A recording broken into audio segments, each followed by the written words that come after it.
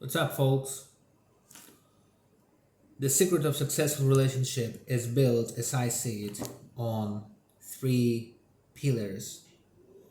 The first one is respect and a sincere interest towards your partner, which means if you have some arguments and you don't settle up, that's good. Anyways, you will have your time, you will have your own interest and your desire to sit on the kitchen in the evening and talk to each other because you feel a genuine interest in your partner. You are striving, you're heading to this man, to this person as a human being. You're just interested in this person, in his personality. That's the point. No matter what are your relationship status nowadays, no matter what you're going into with that. Anyways, you feel interested in this person. You feel like this is the person you want to follow. This is the person you can get an example from. This is very important. The second pillar is certainly sexual relationship, sex, actually, intimacy. There should be a highly possible and the highest possible match between you in the bed, in the sex. All kind of sexual desires, your libido, it should match. There is no other way. It's not an option. It's very important. All three pillars are equal in their importance, but still, they're all essential. But anyways, sexual thing is, I probably think, the most important thing because you can deal with other things. But if this thing doesn't work out, you can't go with it. You just can't go with it. So if a man wants more and more often than his woman, or a woman wants more and more often than her man, for some time it will work out, but then it will not, because the person which feels lack of intimacy will find it somewhere else. Anyways, it will find it somewhere else. It will be very stressed. That's for sure. You better not check it. You better listen to your partner's desires. You better see how often this partner wants to have sex. How they really want you. They have lust for you. So you better do that. You better use that sacred instrument to build a very strong relationship with a huge sexual part in it. The third pillar is actually spiritual growth. Because without spirituality, all other pillars, if you're super highly respected by your partner and he's highly interested in you and you have great sex, as far as you think for today, greatest sex in your life, still it will not work out, because we all come here to earth to grow spiritually. That's the point of all us going around. So our partner should be the first figure in our life which helps us growing. Now, I'm not telling that growing spiritually is always a kind thing. It's always a positive thing. No, it's not always so sweet and smart. Sometimes it really hurts. Sometimes it's heavy, but still you should know why are you with this person and how exactly are you growing with it. Men are leading their women towards spiritual growth.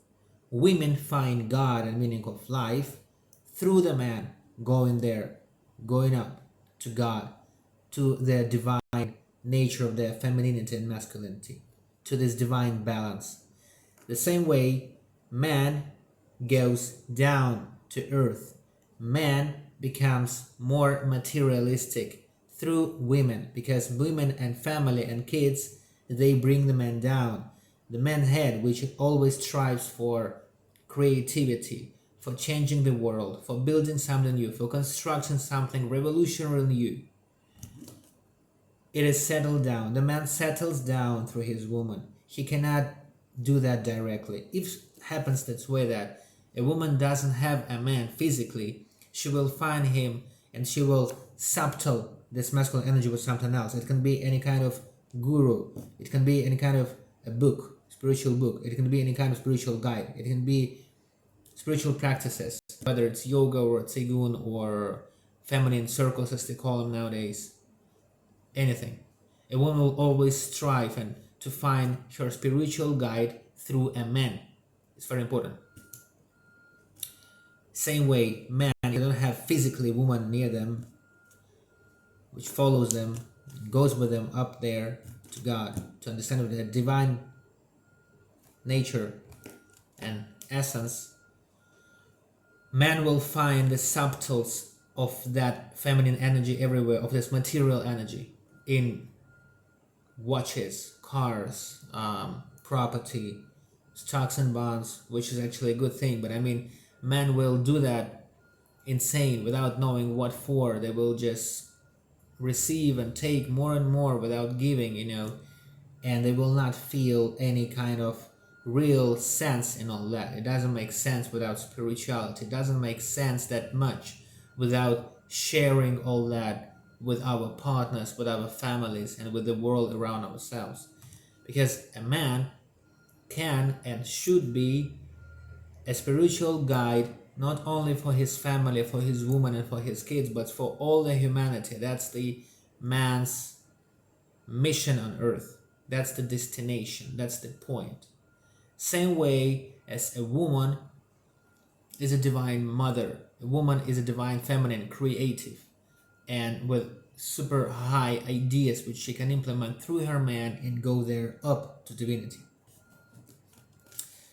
So this is a very precious thing if your partner is spiritually growing, because so often I hear in my coach sessions that women tell that their husbands, they're just making fun of that those girls, they want to strive for understanding themselves, their nature, their femininity, masculinity in a man. They study, they learn some tantra or yoga or something. They go into spiritual practice because they search, they look, they head for that spiritual guidance which their man doesn't provide for them. This is the problem. If their man would provide for them all the spiritual kind of stuff, they wouldn't go into all the spiritual practices. That's the point. The same way when women properly settles down her man. I mean, man settles down properly through his women, which he adores, which he loves, which he wants to love and wants to be around her, because otherwise man will leave without knowing that. Man will leave. Even if you have kids from this man, you can't manipulate his spiritual growth by kids. There is no way you can handle this man. He will walk away someday because he needs to grow, and he needs a woman which follow him spiritually, or a lot of women which will follow him spiritually anyways. So raise and adore these qualities in your partner. Thanks a lot for listening. Now I want to just write right here I have some stuff. I just want to read a small passage for you from, it's like YouTube public channel School of Life, and there is a very good passage. So, how relationships can teach us who we are. One reason why relationships are valuable is that they enable us to know ourselves better. Being part of a couple can help us to understand who we are. With a partner alongside us, we can, to an unusual extent, be properly seen. Someone is there late at night, and first thing in the morning, someone can hear our private fears and uncensored joys. Someone can witness us without our masks on, in playful or despairing moods, when we say things we generally don't, when we are no longer playing a role. As a result, some of what we keep missing about ourselves can come to light. Our partners may see what we no longer can, both what is adorable and what is more perplexing and difficult. They might, for example, remind us that we've told that anecdote 3 times before, or that purple doesn't suit us. They can tell us that we've overreacted to a problem at work, or that we've placed our trust in an envious friend. They can suggest where we should not worry so much and where it would be wise to fret more. Their responses give us a chance to grow slightly less obtuse, haughty, and peculiar. But despite the potential of love to function as a route to self-knowledge and practice, we are likely... Just a second.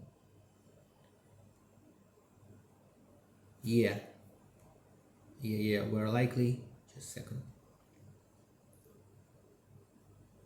We're likely to walk away from our relationships with most of our delusions intact. That's the main point. Some of our problem comes down to pride, ego. We cannot find in our hearts to forgive our lovers for catching sight of material that fails to accord with what we want to be true of ourselves. We come to love hoping to be admired. They note that we aren't always very funny.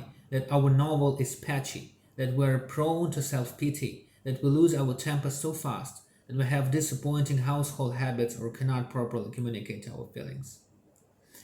Far from using these bits of difficult news as goads for self-improvement, we find it substantially easier to get insulted, to say that a partner is being mean, or inconsiderate, and to block our ears.